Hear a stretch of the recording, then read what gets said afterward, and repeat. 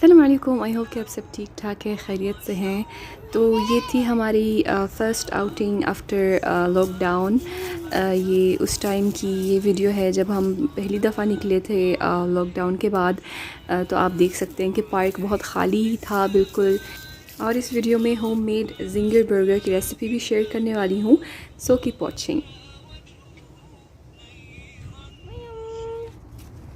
فين جيتي فين؟ اوبا برافو. امم اوه مريم فرحانة. اخيرا خرجتي من الدار مريم.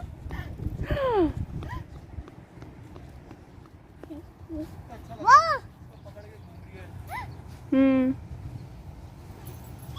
Yes जोर से मारो हिट करो ब्रावो. चलो भाई देखिए क्या उठाया उसने.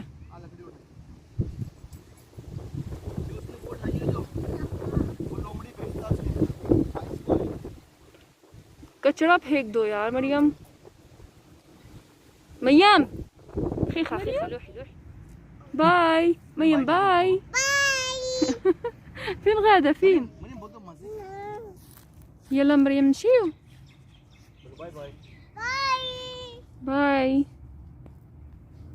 तो ये थी हमारी डिस्टेंसिंग के साथ छोटी सी आउटिंग लॉकडाउन के बाद। और अभी मैं आपके साथ होममेड जिंगर बर्गर की रेसिपी शेयर करने वाली हूँ। तो सबसे पहले ये मेरे पास है चिकन ब्रेस्ट, जिसको मैंने बीच से काट लिया था और इस तरह से मैं कूट के उसको पतला कर रही हूँ ताकि ज़्यादा मोटा मोटा ना हो और गल जाए, अंदर से गल जाए। और इसकी मैरिनेशन के लिए मैंने लिया है गार्लिक पाउडर, सोया सॉस, काली मिर्च, लाल मिर्च हस्बे ज़ायका और नमक हस्बे ज़ायका। और ये मसाला मैंने पूरे उसमें चिकन में लगा दिया था और मैरिनेट होने के लिए रख दिया था तकरीबन 15-20 मिनट तक। और मायोनीज़ बनाने के लिए मैंने लिया है मायोनीज़ और चिली गार्लिक सॉस।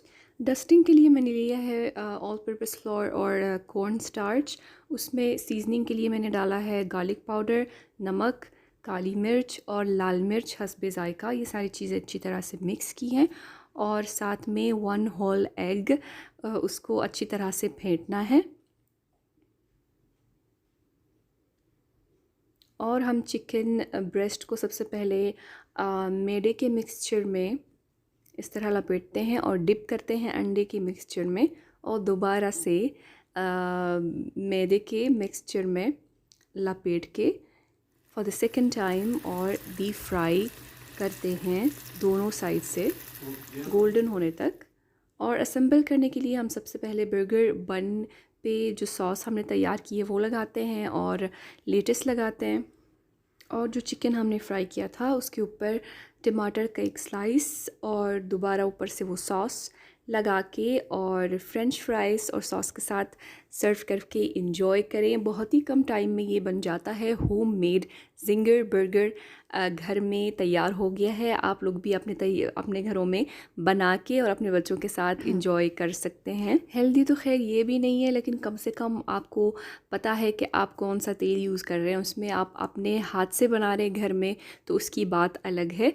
तो मिलते हैं इंशाल्लाह नेक्स्ट वीडियो में। टिल देन अपना बहुत ख्याल रखिएगा। फ़ी अमानिल्लाह।